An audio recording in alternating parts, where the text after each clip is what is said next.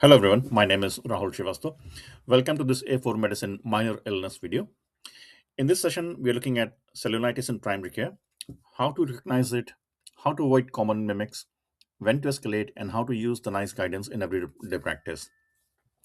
Cellulitis can look straightforward, but the real skill is deciding whether this is uncomplicated infection, a red leg mimic, or a more serious soft tissue infection needing urgent care.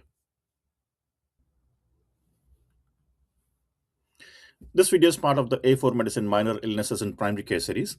The series is based on the book Minor Illnesses in Primary Care, the visual guidebook. The book is designed as a fast visual reference for frontline clinicians, including GPs, nurses, paramedics, pharmacists, ANP trainees, and urgent care teams. It brings together red flags, prescribing pathways, differential diagnosis, safety net advice, and visual charts. The aim of this video is to turn those charts into short practical teaching sessions you can use in real clinical work. Cellulitis is spreading bacterial infection of the dermis and subcutaneous tissue. In simple terms, the deeper layers of the skin and the tissue beneath. It's common in primary care and accounts for a large proportion of antibiotic prescribing. That is why it matters clinically. We need to treat true cellulitis promptly, but we also need to avoid labeling every red swollen reg as cellulitis. So the key principle is balance, recognize the infection, assess severity, and keep the differential diagnosis open. A useful way to understand cellulitis is the infection equation. Usually, three things come together: a bacterium, a break in the skin, and a susceptible host. The common bacteria are Streptococcus pyogenes, also called Group A Streptococcus, and Staphylococcus aureus. These are common bacteria that can cause skin and soft tissue infection. The entry point may be a cut, ulcer, insect bite, surgical wound, eczema, or a toe web fissure from tinea pedis, which is athlete's foot. Then the host factors matter. Diabetes, obesity, venous insufficiency, and lymphedema all increase risk. So cellulitis is not often not random. There is usually a doorway, an organism, and a vulnerable environment.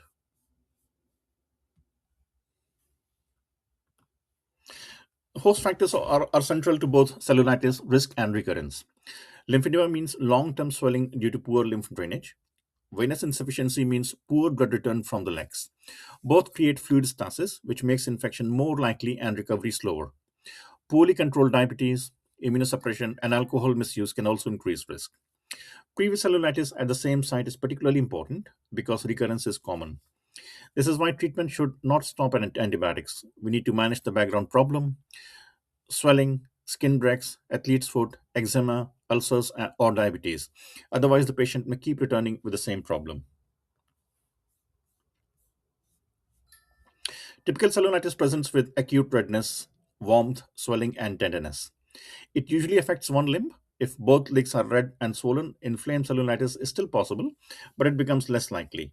And venous disease or dermatitis should move higher up the list. Systemic symptoms such as fever, chills, or malaise suggest a more significant infection. A practical tip is to always look for the entry point. Check between the toes, look for ulcers, eczema, wounds, trauma, or insect bites. Finding and treating the entry point is often what prevents recurrence. Erysipelas and cellulitis overlap, but the depth of infection differs. Erysipelas is more superficial. It often looks brighter red, more sharply demarcated, and may have a raised edge. Cellulitis is deeper, involving the deeper dermis and subcutaneous tissues, so the redness is usually more diffuse with less clear margins. In UK primary care, both are often managed similarly. So the practical question is not just which labels fit best, it is how unwell is the patient, where is the infection, are there any red flags, and can they be safely managed in the community. This is one of the most important parts of cellulitis assessment. A lot of red legs are not cellulitis. Venous status dermatitis is often bilateral, chronic, and associated with pigmentation or varicose changes. DVT, deep venous thrombosis, can cause unilateral swelling and tenderness, but usually has less surface redness than cellulitis. Gout can cause a very hot red swollen joint, especially around the first toe, and can easily mimic foot cellulitis. The leg raise test can help elevate the limb for 1 to 2 minutes. If the redness fades, think about dependent rubor or venous disease. If it persists, cellulitis becomes more likely. It is not a perfect test, but it reinforces the key principle: don't anchor too early. Before treating as routine cellulitis, screen for red flags. Necrotizing fasciitis is rare but life threatening. Think of it when pain is out of proportion, the skin looks dusky, infection spreads rapidly, or there is blistering, necrosis, or crepitus, which is crackling feeling under the skin from the gas in the tissue. Also look for sepsis, fast heart rate, low blood pressure, fast breathing, confusion, high fever, or a patient who looks toxic. High risk anatomy matters too. Infection around the eye, nose, face, hand, bone, or joint needs a lower threshold for escalation. The key message is simple: red flags override routine oral antibiotics. If the patient is stable and suitable for community care, start with the basics. First, mark the edge of the redness with a pen. This gives you and the patient a clear way to judge spread or improvement. Second, elevate the limb. This reduces swelling and supports lymphatic drainage. Third, address the root cause. Treat athlete's foot, eczema, ulcers, edema, and diabetes where relevant. Swabs are not routinely needed for uncomplicated cellulitis. They are more useful if the skin is broken, there is a wound, the infection is unusual, or treatment is failing. So, good management is more than prescribing. It is mark, elevate, treat the cause, prescribe appropriately, and review. For a standard uncomplicated cellulitis, managed in the community, NICE NG141 supports oral antibiotic treatment. Flucloxacillin is commonly first line when the patient can take penicillin. For penicillin allergy or when flucloxacillin is unsuitable, alternatives include clarithromycin, doxycycline, or erythromycin in pregnancy, depending on the clinical situation and local guidance. The principle is narrow spectrum prescribing where possible. We want to cover the likely bacteria without using unnecessarily broad antibiotics. And remember, if the patient is severely unwell, vomiting, unable to absorb oral medication, or deteriorating, this is no longer standard community cellulitis. Some presentations need a different approach. Facial cellulitis, especially near the eyes or nose, carries high risk.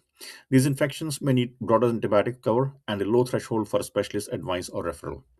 Severe infections may need intravenous antibiotics, ambulatory care, or hospital assessment. This is where local antimicrobial guidance becomes important. The key principle is that antibiotic choice depends on the site, severity, allergy status, pregnancy, likely organisms, and whether the patient can safely be managed outside hospital. Do not treat every cellulitis presentation with the same script. Escalate when the presentation moves beyond straightforward cellulitis.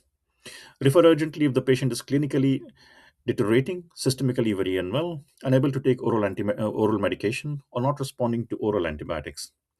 Lymphangitis means red streaking spreading upwards from the infected area. It suggests lymphatic spread and should increase concern. Facial involvement, especially near the eyes or nose, as mentioned before, also needs caution. And if there is concern about bone infection, joint infection, abscess, necrotizing infection, or sepsis, the patient needs urgent assessment.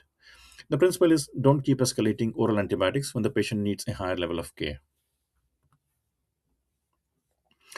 Cellulitis needs clear follow-up advice. A review window of 48 to 72 hours is useful if symptoms are not improving, or sooner if the patient worsens. But remember the slow skin paradigm. Skin redness and swelling may persist even after the active infection is improving. Pain, fever, spread, and general well-being are often better markers than color alone. Patients should seek urgent help if they develop fever, rigors, confusion, rapid spread, worsening pain, vomiting, dizziness, or any sign of becoming systemically unwell. If there is no meaningful improvement, reassess the diagnosis. Think about DVT, gout, venous stasis, abscess, resistant organisms, adherence, dose, and comorbidities. This slide gives a simple five-step framework. First, rule out mimics. Is it really acute unilateral cellulitis, or could it be venous disease, DVT, gout, or dermatitis? Second, exclude the red flags. Think sepsis, necrotizing fasciitis, and high-risk sites. Third, mark and optimize. Draw the border, elevate the limb, and treat the underlying cause. Fourth, follow NICE NG141 and local antimicrobial guidance. Fifth, reassess at around 48 hours when needed, remembering that skin recovery can be slow. This framework keeps cellulitis care safe, structured, and realistic for busy primary care. This slide shows the first A4 Medicine cellulitis reference chart. It brings together the definition, epidemiology, risk factors, etiology, and clinical assessment. The value of this chart is not that you memorize every line, it is there to support clinical thinking. It reminds us to ask, what is the likely organism? Where is the entry point? What host factors increase risk? And are there features that suggest a more serious infection or a mimic? This is the kind of quick reference visual used throughout the A4 Medicine Minor Illnesses book. The second chart is the practical decision making page. It combines differentials, management principles, antibiotic options, referral triggers, and reassessment advice. The key message is that cellulitis management is not only about choosing an antibiotic. You need to decide whether it is true cellulitis, whether the patient is safe for community treatment, whether the site is high risk, and whether review or referral is needed. For frontline clinicians, this is the check before you prescribe chart. It helps reduce missed red flags and unnecessary antibiotics. Thanks for watching this A4 Medicine video on cellulitis in primary care. The key takeaways are cellulitis is a clinical diagnosis. Mimics are common. Bilateral legs and legs need caution. Red flags require escalation, and safety netting is essential. This video is part of the A4 Medicine Minor Illnesses in Primary Care series based on the book Minor Illnesses in Primary Care, the visual guidebook. The book includes visual charts, red flag prompts, prescribing frameworks, and safety netting advice for common frontline presentations. Please subscribe to A4 Medicine for more practical minor illnesses videos for primary care, urgent care, pharmacy, nursing, and paramedic advice. Thank you.